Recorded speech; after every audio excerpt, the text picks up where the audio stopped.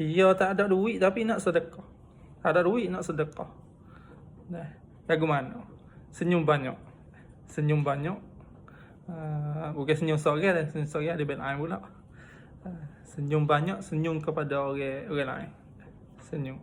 Sebab Nabi kata, tabassumuka fi wajhi akhika laka sadaqah. Senyum kamu tu kepada ikhwah kita tu dianggap sedekah. Hadis lain Nabi kata, la tahqiranna minal ma'rufi syai'a. Jangan hina-hina, jangan lekeh-lekeh benar baik sesuatu pun. Walau an talqa akhaka biwajhin talqin. Walaupun kita temu dengan saudara kita dengan muka yang senyum. Itu dikira kata satu amalan ma'ruf, satu kebajikan.